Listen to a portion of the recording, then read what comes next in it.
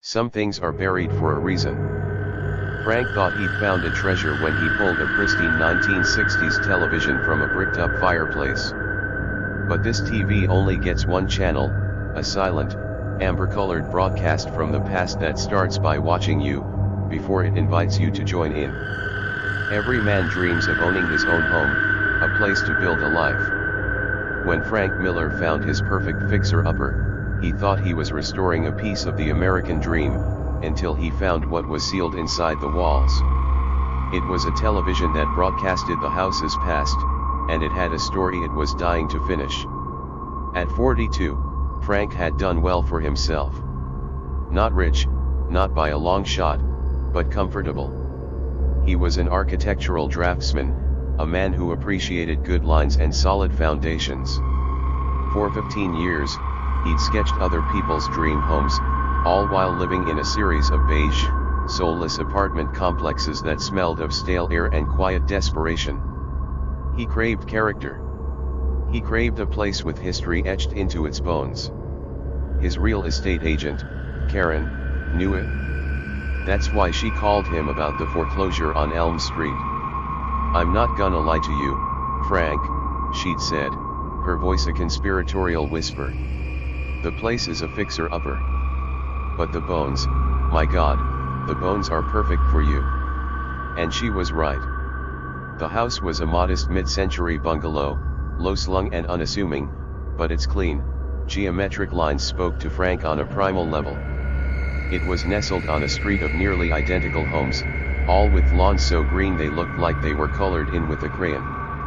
A real slice of post-war Americana. His girlfriend, Jenna, a pragmatic nurse who dealt in sanitized surfaces, was less convinced. "It's a money pit," she'd said, standing on the cracked driveway, her arms crossed. "It's an investment," Frank countered, his eyes tracing the roofline. "In us." The tension between them was a low hum, always present. He was ready for her to move in, to make the house a home together. She wouldn't move in until there was a ring on her finger. He loved her, but the idea of marriage felt like a different kind of foreclosure. He hoped the house would be the tangible piece of their future needed to break the stalemate. The bank said the previous owners had been vindictive, stripping the house of anything valuable. That was an understatement. Inside, it was a hollowed-out carcass. Every light fixture, every switch plate, every doorknob was gone. But Frank saw past it. He saw the built-in Douglas fir cabinets, the original hardwood floors, and the centerpiece of the living room, a massive brick fireplace. It was the heart of the home. The deal closed. Frank spent every spare moment there, a man possessed. He'd camp out on an air mattress, waking to the smell of sawdust and potential. Jenna would help on weekends, her skepticism slowly melting. They'd work all day, fueled by cheap beer and pizza, falling asleep exhausted, talking about furniture and paint colors. It was during their first official night in the house, after the new bed had been delivered, that the first crack appeared. "Did you have weird dreams last night?" Jenna asked over instant coffee the next morning. "Don't think I dreamed at all," Frank grunted, stretching a kink out of his back. "I did," she said, her voice small. "I dreamed I woke up with this awful feeling of pure dread. I looked toward the kitchen look, and there was a shadow standing there. It was tall and wide, just a block of pure black. I knew it was watching us. I tried to scream, but I was completely paralyzed." Frank laughed it off. "New house jitters, babe. Your brain's just getting used to the new layout." Later that day, while scraping old paint, Frank found it. The fireplace had a full brick mantel, but where the firebox should have been, there was an odd, oval pattern of newer bricks, laid vertically. Someone had bricked it up. "Why would anyone do that?" Jenna asked. "Beats me," Frank said, tapping the bricks. "They sounded hollow. But I'm fixing it." That night, after Jenna went back to her apartment, the silence of the house felt different. Expectant. He couldn't sleep. He kept thinking about the hollow space behind the bricks. At 2 in the morning, fueled by insomnia and obsession, Frank took a hammer and a chisel and set to work. The mortar was old and crumbly. The bricks came loose easily. As he pulled them away, a black, gaping mouth opened in the center of his living room. Dust, smelling of soot and time, filled the air. He reached into the darkness and his fingers brushed against a coarse fabric. He pulled away a yellowed, dusty sheet. And there it was. A television. An old cabinet-style set from the late 1960s, a behemoth of mahogany and glass, in perfect condition. He couldn't believe it. Why entomb something so beautiful? He strained and swore, rocking it free from its brick tomb, leaving deep gouges in the hardwood floor. He didn't care. He dragged it to the corner, an altar in his new temple, and jammed its ungrounded plug into a socket. He held his breath and turned the knob. A high-pitched whine began. The screen, a convex bubble of glass, flickered to life with a blizzard of static. "Holy shit," he whispered. "It still works." He fiddled with the dials. Click. Static. Click. Static. Then, on the UHF dial, the blizzard abruptly resolved into an image. Frank froze. On the screen was a small kitchen, bathed in a sickly, amber-orange glow from a chandelier. A heavy-set man sat at a chrome-trimmed table.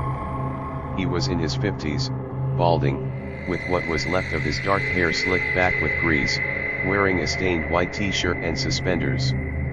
He was reading a newspaper and smoking, the smoke hanging thick and oily in the amber light.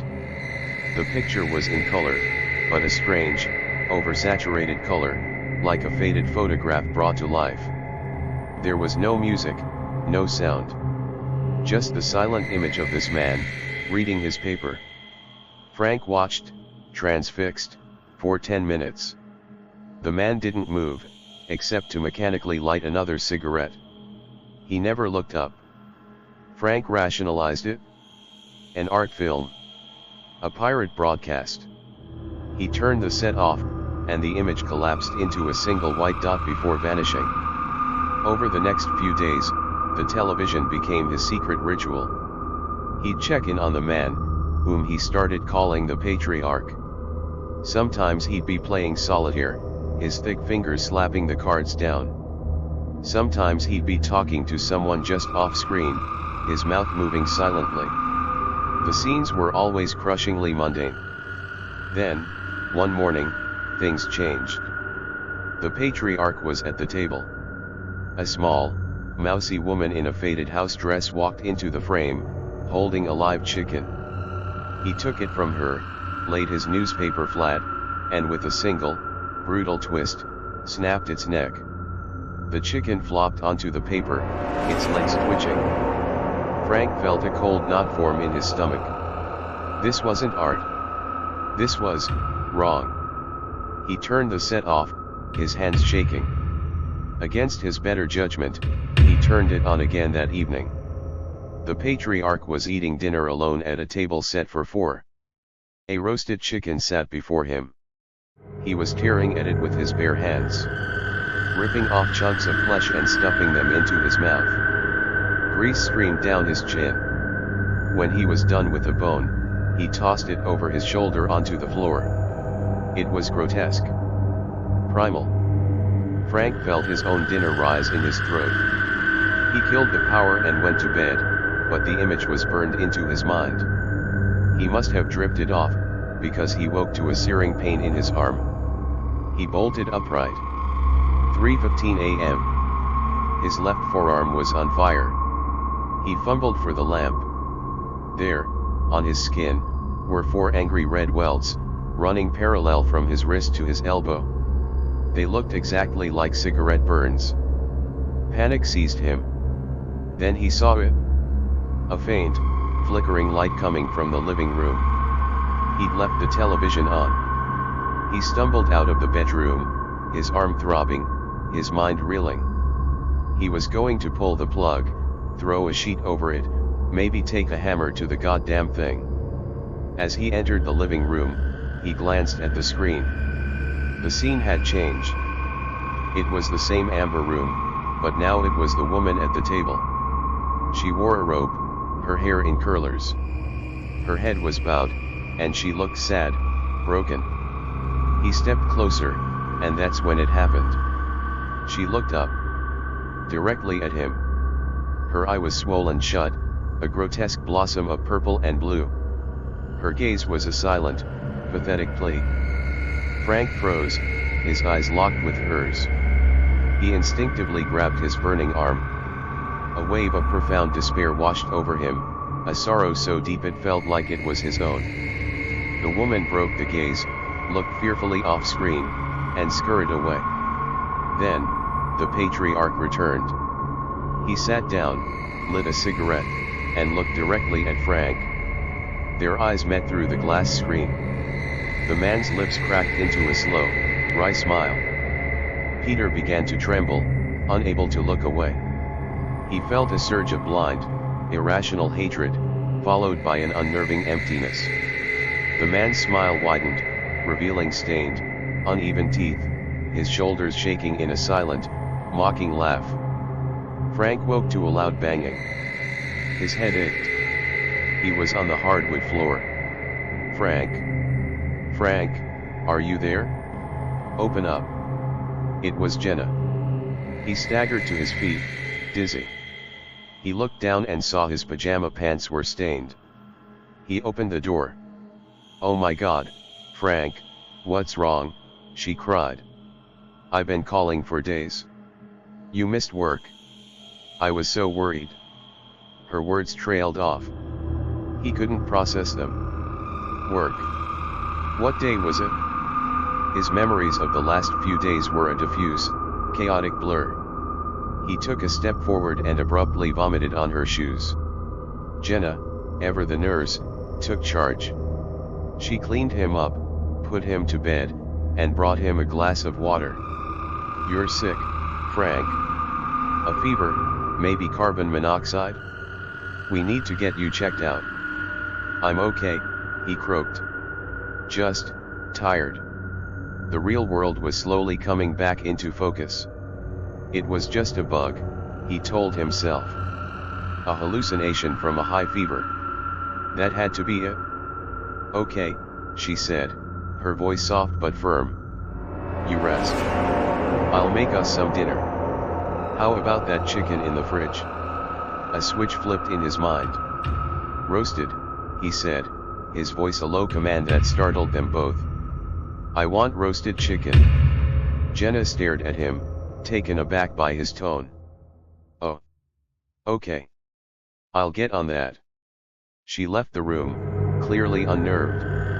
As she worked in the kitchen, she called out, her voice laced with a forced casualness. You must have been really out of it, honey. I found the kitchen chandelier, in the oven. Frank looked up.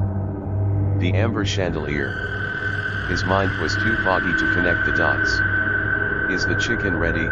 He demanded. She served him at the kitchen table. He descended on the food like a scavenger, tearing at it with his hands, grease smearing his face. The sight was too much for her. You know what? She said, her voice trembling with a mix of fear and disgust. You seem better. I should go. Don't, he pleaded, the strange aggression suddenly gone, replaced by a raw, childlike fear. Please. I'm afraid. That small admission was enough. Okay, she sighed, her resolve crumbling. I'll stay. But you're on the couch. And tomorrow morning, I'm taking you to the emergency room. No arguments. He settled onto the new sofa, his mind a maelstrom of confusion and shame. He drifted into an uneasy sleep, only to be woken by a familiar sound. He opened his eyes. The TV was on. But the picture was different.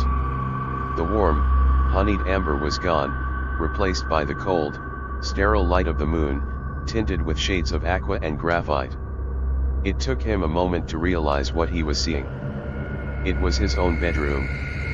Filmed from an impossible angle in the corner of the room. He saw his new bed frame, the nightstand, and Jenna, asleep, curled on her side.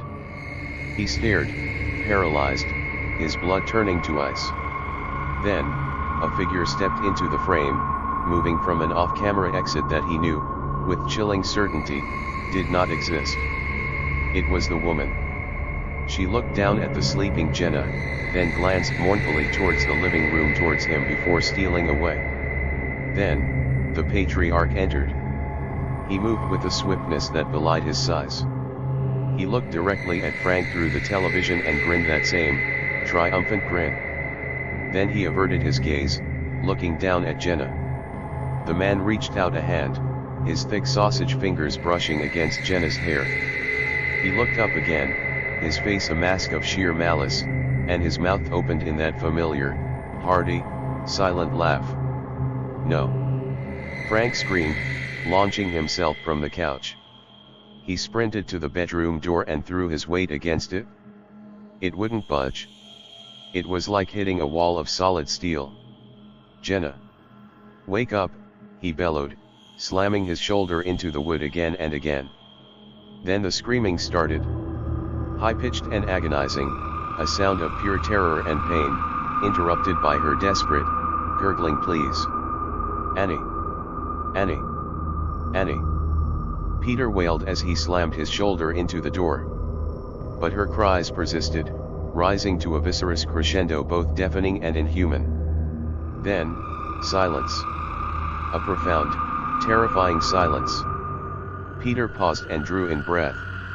Still nothing. His hand still gripped firmly on the doorknob, he twisted his wrist and the door gave. Inside, the room was dark. He didn't dare turn on the lights, he didn't need to. He saw Annie's silhouette sat there on the edge of the bed. And he heard the gurgling. Peter knelt before her, his mind shattered. He could hear a wet, gurgling sound coming from her throat. In the dim moonlight filtering through the window, he saw she was clutching something in her hands, holding it tightly to her chest. He reached out, his fingers trembling, and gently pried her hands apart. It was a shard of thick, curved glass. A piece of the television screen. Then the ruckus started. Shouting. Banging at the front door. Red and blue lights flashed through the windows, painting the horrific scene in strobing bursts of color. "Police! Open up!" Trembling, tunnel-visioned, Frank stumbled out of the bedroom and into the hallway. The front door burst open. 2 officers stormed in, guns drawn.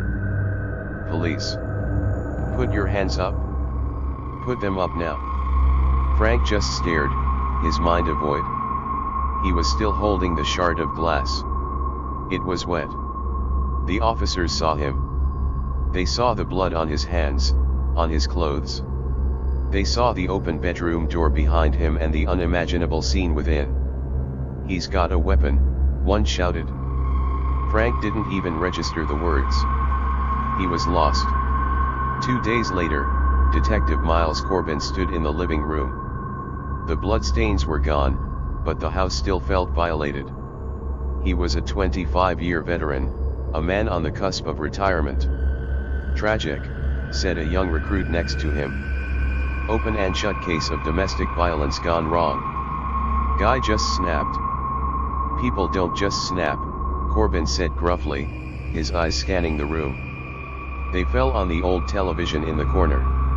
Its screen was shattered, a spider web of cracks radiating from a dark hole.